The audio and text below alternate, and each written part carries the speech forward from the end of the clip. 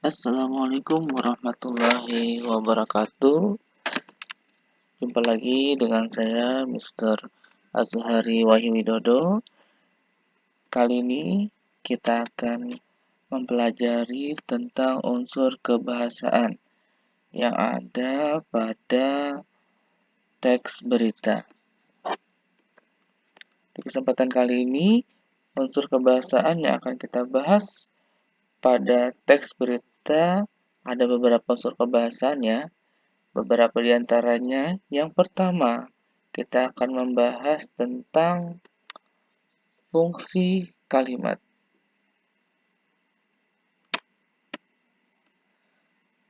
Seperti yang kita ketahui, bahwa fungsi kalimat itu terdiri dari subjek, predikat, objek, keterangan, dan pelengkap.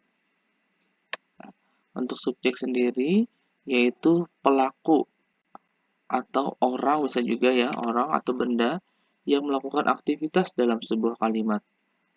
Sedangkan predikat itu ialah aktivitasnya yang dilakukan oleh pelaku di dalam sebuah kalimat. Untuk objek sendiri yaitu sasaran atau tujuan yang dikenai dari aktivitas yang dilakukan oleh subjeknya.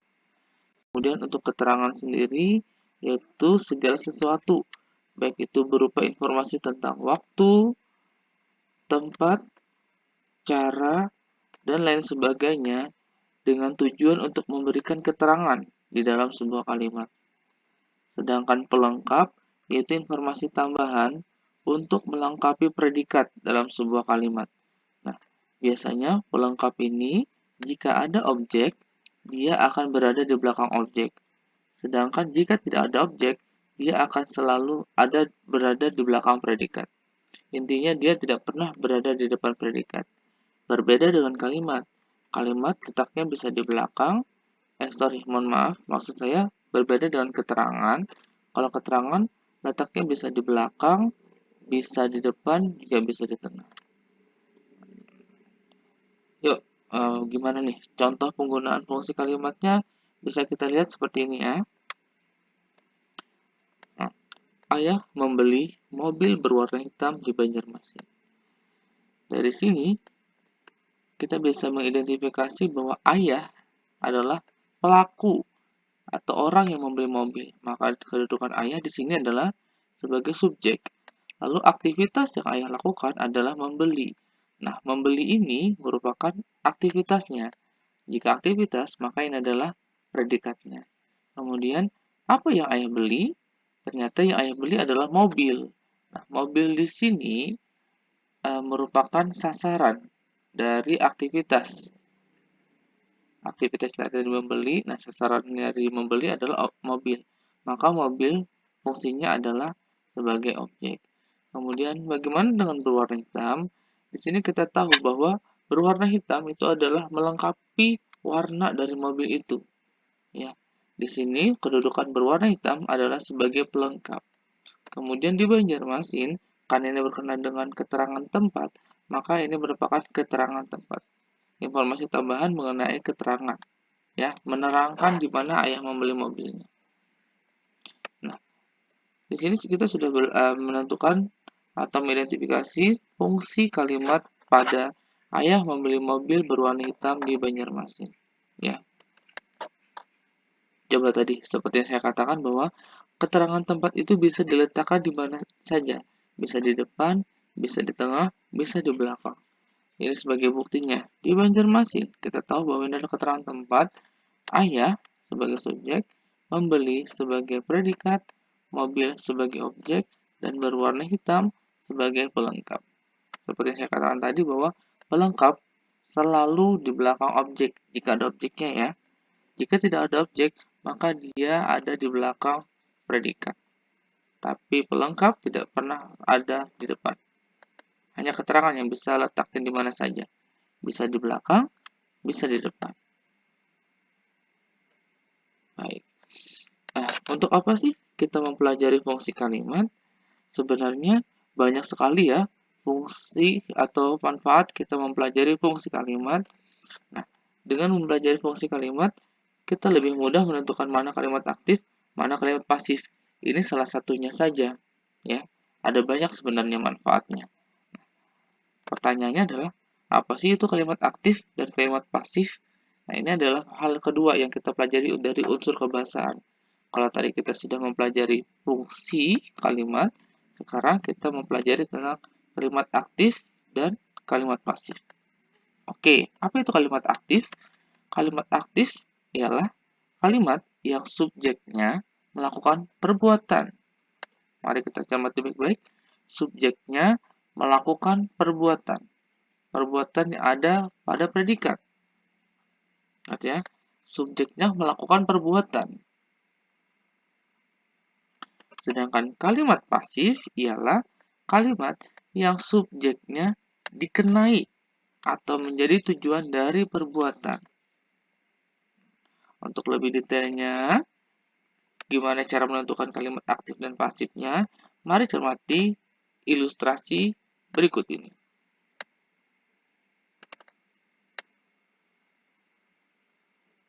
Oke, udah lihat ya. Apa sih yang kalian lihat pada gambar? Seseorang mendorong mobil. Exactly. Nah, pertanyaan berikutnya, siapa yang mendorong? Kalau dari tadi kita bisa menyebutkan bahwa yang mendorong adalah seseorang. Lebih spesifiknya adalah seorang laki-laki. Ya kan? Oke, pertanyaan berikutnya. Apa yang dia dorong? Kalau dari gambar, yang dia dorong adalah mobil. Ya. Nah, dari sini kita bisa tuh membuat sebuah kalimat seperti ini. Seorang laki-laki mendorong mobil. Atau, boleh nggak sih kita buat kalimat seperti ini? Mobil didorong oleh seorang laki-laki. Sah-sah saja kan ya? Oke, sah-sah saja. Karena kenyataannya seperti yang tampak pada gambar, memang ada seorang laki-laki mendorong mobil, dan memang ada mobil didorong oleh seorang laki-laki. Dari kata-katanya sama ya, cuma susunan yang beda. Exactly, inilah yang dimaksud dengan kalimat aktif dan kalimat pasif. Mari kita identifikasi dulu. Kita tahu bahwa seorang laki-laki di sini adalah subjeknya. Ingat, subjek adalah orang yang melakukan, pelakunya. Nah, sekarang seperti yang dijelaskan sebelumnya, bahwa kalimat aktif adalah subjek yang melakukan aktivitas pada predikatnya. Predikatnya adalah mendorong. Nah, siapa yang melakukan aktivitas mendorong? Yang melakukan aktivitas mendorong adalah seorang laki-laki. Maka, kalimat ini bisa kita katakan sebagai kalimat aktif. Ya. Nah, bagaimana dengan mobil? Mobil di sini kita tahu bahwa dia fungsinya adalah sebagai subjek. Tapi mobil di sini dikenai. Kenapa dikenai? Karena dia didorong. Didorong oleh siapa? Oleh seorang laki-laki. Jika kita cermati baik-baik, terdapat dua buah perbedaan pada predikatnya. Yang satu mendorong, yang satu didorong. Dari kata mendorong saja kita sudah tahu bahwa itu melakukan aktivitas ya. Kalau didorong berarti dikenai. Nah, kita bisa katakan bahwa ini termasuk kalimat pasif. Oke, sampai di sini bisa dipahami penjelasannya? Semoga kalian bisa paham ya. Baik, mari kita ke slide berikutnya. Yuk, perhatikan kalimat-kalimat berikut ini nih. Ayah membeli pizza di tepi jalan. Armando tidak mampu mencetak gol. Nina dikerjai oleh Santi. Aku hanya bisa menangis atas kepergian kucingku. Budi hanya bisa menangisi kepergian kucingnya. Yuk, kita cek fungsi kalimatnya seperti apa.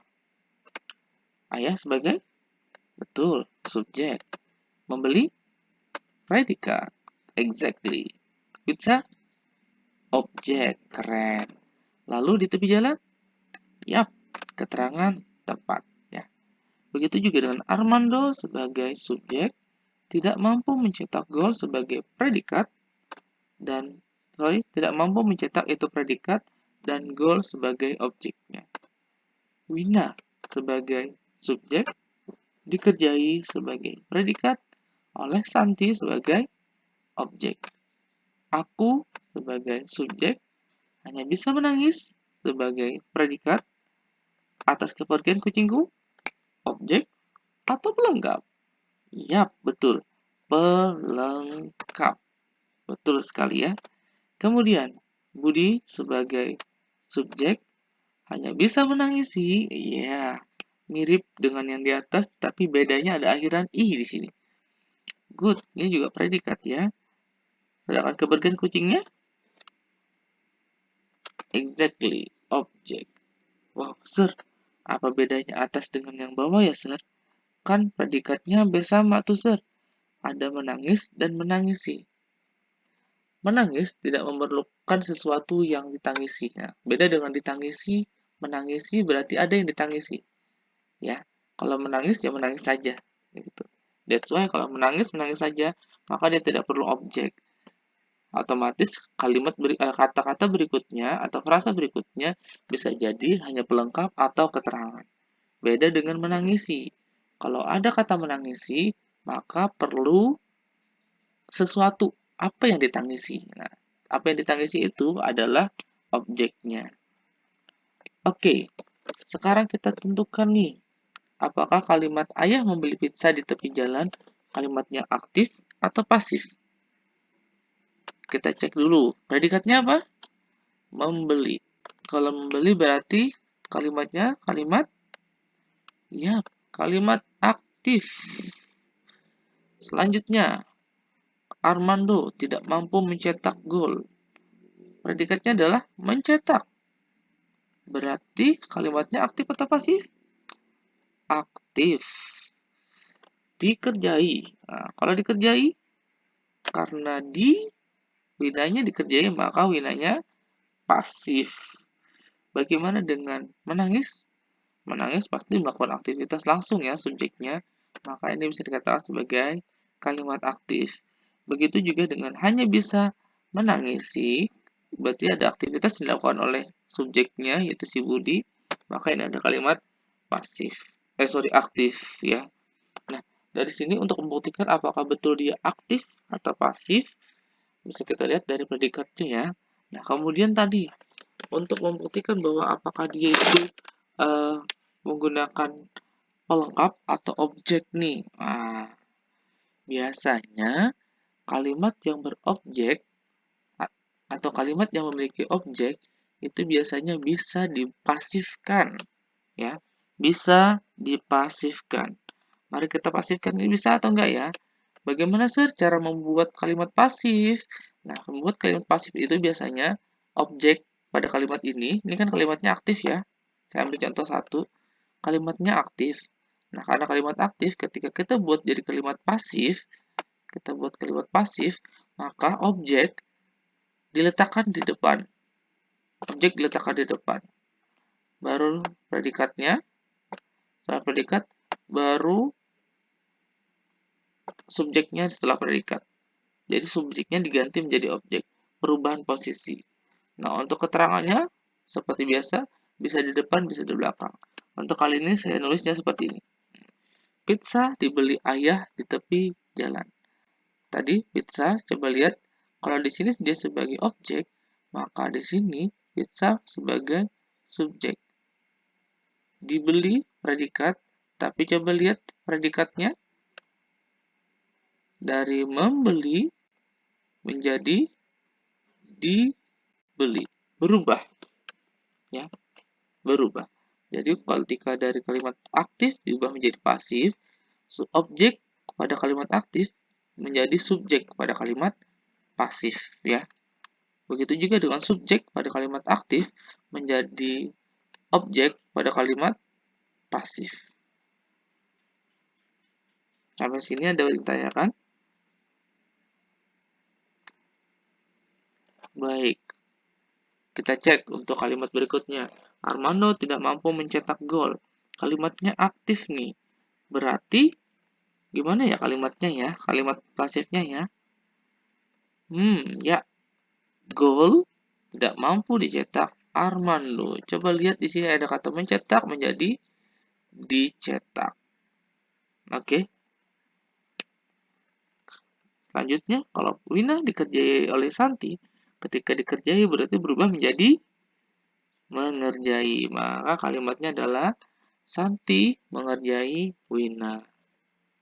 Bagaimana nih? Ini kan kalimat aktif. Apakah bisa diubah menjadi kalimat pasif ya? Karena di sini tidak ada objek, maka kalimat ini tidak bisa diubah menjadi kalimat pasif. Karena apa? Karena tidak ada objek. Nah, dari sini kalimat yang bisa diubah dari aktif menjadi pasif atau sebaliknya dari pasif menjadi aktif hanya kalimat yang memiliki objek. Ya, ingat kalimat yang memiliki objek. Kemudian, ya kalimat terakhir, Woody hanya bisa menangisi kepergian kucingnya. Karena ada objeknya berarti bisa dong diubah menjadi kalimat pasif ya, yaitu kepergian kucingnya hanya bisa ditangisi oleh Woody. Coba lihat menangis jadi ditangisi. Oke. Baik. Selanjutnya kita akan bahas tentang kata kerja transitif dan kata kerja intransitif. BTW, transitif itu apa ya? Terus intransitif itu apa? Kalau kata kerja pasti tahu kan ya? Yuk coba yuk sebutin kata kerja yang kalian ketahui. Kalau menulis kata kerja bukan ya? Kalau menggambar kata kerja bukan ya? Menangis? Oh, udah tahu tadi ya, menangis itu kata kerja. Ya. Nah, menulis, menggambar termasuk kata kerja. Tapi kata kerja transitif atau intransitif ya. Oke, kita cari tahu apa sih itu kata kerja transitif.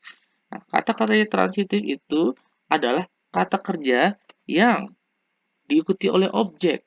Artinya, dalam kalimatnya, kata kerja ini, kalimat yang memiliki kata kerja transitif, dia memerlukan objek. Ya, di dalamnya ada objeknya dalam kalimatnya setelah kata kerjanya. Ayah membeli bunga. Nah, membeli itu termasuk kata kerja transitif. Kenapa? Karena ada objek. Objeknya adalah bunga. Kalau kata kerja intransitif, maka dia tidak diikuti objek. Seperti tadi, Budi menangis atas kepergian kucingnya. Nah, kata menangis itu termasuk kata kerja intransitif karena tidak diikuti oleh objek. Berikutnya, dapat diubah ke bentuk pasif. Tadi ya, yang sudah dibahas di slide sebelumnya, bahwa kalau kalimat aktif dapat diubah menjadi pasif. Begitu juga dengan sebaliknya. Karena tadi ada objek. Nah, beda dengan kata kerja intransitif. Karena dia tidak ada objek, maka tidak bisa diubah ke dalam bentuk pasif. Kemudian, berafik untuk kata kerja transitif biasanya berafiks me-i, memper, dan memperi. Afiks itu artinya imbuhan ya. Jadi berafiks berarti ada imbuhan. Kalau kita punya kata beli, imbuhannya adalah menjadi membeli. Imbuhannya berarti membeli. Ya. Nah, kalau kata kerja transitif tadi misalnya bermain. Ayah bermain bola. Bola di situ hanya pelengkap karena bisa saja kalimatnya seperti ini. Ayah bermain. Ya. Baik. Nah, mari kita lihat nih contoh penggunaan kata kerja transitif dan intransitif. Nah, untuk kata kerja transitif, kita lihat nih. Ayah mendorong mobil. Jadi kita tahu bahwa ayah itu sebagai subjek. Nah, ayah sebagai subjek di sini. Mendorong itu predikatnya. Nah, mobil itu adalah objeknya. Kemudian, mobil didorong ayah juga sama seperti itu ya. Ada subjek, predikat, objeknya. Mobil sebagai subjeknya, kemudian didorong itu sebagai predikatnya, ayah sebagai objeknya. Ya. Kemudian, Bana memperbaiki robot yang rusak. Dari sini kita tahu nih ada subjek, kemudian memperbaiki itu predikatnya, robot itu objek, yang rusak bisa menjadi pelengkap, ya. Robot yang rusak, gitu ya. Kemudian ada robot yang rusak diperbaiki oleh Bana. Oh, berarti sini yang rusak adalah objek satu-satuan, ya. Robot yang rusak diperbaiki oleh Bana. Nah, ini bukti bahwa bisa diaktifkan. Ini aktif, ini pasif, ya. Begini juga, ini aktif, ini pasif, ya. Kemudian mari kita lihat contoh di kalimat intransitif. Adik menangis di kamar. Di sini ada subjek, kemudian menangis sebagai predikat, dan di kamar itu sebagai keterangan tempat, ya. Oke, keterangan tempat. Kemudian adik bermain di teras, juga sama tuh. Subjek bermain sebagai predikat, kemudian di teras sebagai keterangan tempat.